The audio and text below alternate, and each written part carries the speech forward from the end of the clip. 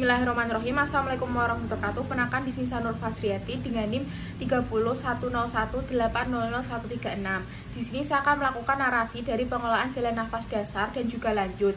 Dari skenario, seorang laki-laki berusia 52 tahun dibawa ke IGD-RS oleh saudaranya akibat kecelakaan lalu lintas. Pada saat kejadian, korban tidak memakai helm. Pada pemeriksaan didapatkan tidak ada gerakan dan dari mulut serta hidung keluar darah. Terdengar suara gurgling dan snoring dari jalan nafas. Puls oximetri didapatkan 90%. Dokter IGD melakukan pengelolaan jalan nafas dasar dan ternyata puls oximetri menjadi 89%. Dokter IGD melanjutkan tindakan pengelolaan jalan nafas lanjut. Apa tindakan pengelolaan jalan nafas dasar dan lanjut yang sebaiknya Anda lakukan sebagai dokter jaga IGD? Jelaskan. Yang pertama kali saya lakukan yaitu melakukan inform konsen pada keluarga pasien terlebih dahulu karena pasien didapatkan tidak sadar. Lalu saya melakukan pemasangan APD untuk proteksi diri saya sendiri. Lalu selanjutnya saya akan melakukan penilaian jalan nafas yaitu melakukan look, listen, dan feel. Dimana look kita melihat dari keadaan pasien, kita lihat dari kesadaran dengan AVPU, yaitu kita melakukan rangsangan verbal terlebih dahulu dengan cara kita memanggil pasien.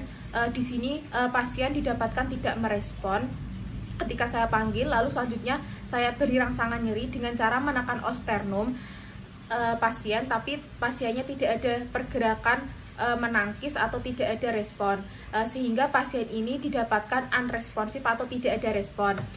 Dan kita melihat di sini terlihat adanya darah yang keluar dari mulut dan hidung.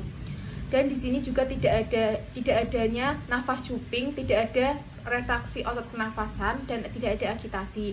Lalu selanjutnya dilakukan listen atau mendengarkan suara tambahan pada pasien. Di sini didapatkan adanya dua suara tambahan pada pasien, yaitu adanya gurgling dan snoring, di mana gurgling ini adanya cairan berupa darah tadi yang ada pada orofaring. Lalu selanjutnya suara snoring ini suara seperti mengorok karena adanya obstruksi pada faring sehingga lidah itu jatuh ke belakang. Nah, biasanya ini terjadi pada pasien yang mengalami penurunan kesadaran. Lalu selanjutnya feel atau merasakan, kita merasa atau meraba pada trakeanya, dan pada trakeanya tidak didapatkan adanya krepitasi. Lalu selanjutnya saya melakukan pengelolaan jalan napas dasar, yaitu saya melakukan pengukuran puls oximetri. Di sini didapatkan 90%. Jadi yang pertama kali saya lakukan proteksi cervical spine dengan metode manual inviline mobilization dengan memasang cervical collar pada leher. Dilakukan proteksi cervical karena tadi adanya trauma pada cervical. Lalu selanjutnya dilakukan manuver jaw thrust dengan cara melakukan penarikan rahang atau angulus mandibula ke arah anterior.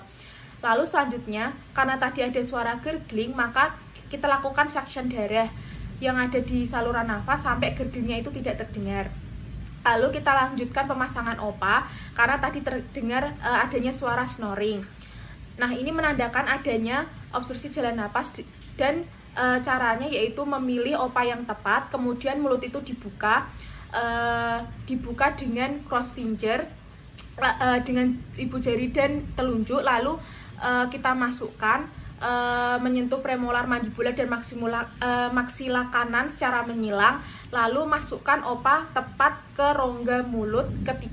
Lalu ketika mendekati dinding posterior faring, OPA itu diputar 180 derajat ke arah posisi yang tepat. Lalu selanjutnya kita pasang puls oximetri kembali, tapi ternyata saturasinya itu turun menjadi 89%. Dan selanjutnya saya akan melakukan pengelolaan jalan napas lanjut, yaitu dengan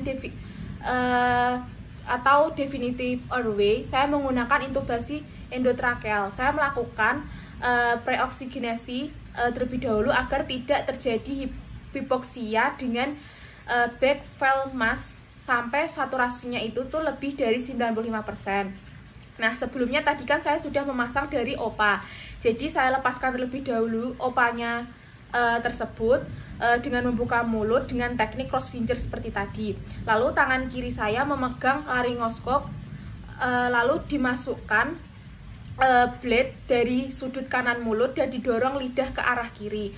Kita perhatikan laring dengan cara angkat blade ke arah garis tengah sampai tampak epiglotis.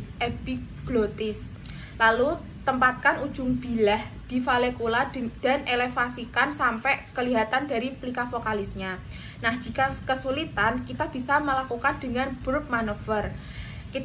Yang pertama, kita masukkan ETT sesuai ukuran diameter trakea pasien melalui sisi kanan mulut sampai kaf ETT melewati dari plika vokalis tersebut. Nah, lalu selanjutnya kita tarik laryngoskop, cabut stilet, lalu kembangkan kaf dengan speed kurang lebih 5-10 cc. Lalu sambungkan ETT dengan bulk valve mask, lalu berikan ventilasi O2 10-15 liter per menit. Kita evaluasi pemasangan ETT, lalu kita dengan cara auskultasi pada 5 tempat, pada apek kanan, kiri, basal kanan, basal kiri, dan lambung. Nah, apabila sama, berarti ETT-nya tersebut pemasangannya tepat. Nah, apabila sudah tepat, kita bisa melakukan fiksasi EP dengan cara memasang plester pada kedua sisi, lalu pasang OPA kembali untuk mencegah tidak tergigitnya ET tadi. Baik, alhamdulillahirrahmanirrahim, untuk penjelasan video narasi pengelolaan jalan nafas dari saya sudah selesai. Apabila ada kekurangan, saya mohon maaf. Wassalamualaikum warahmatullahi wabarakatuh.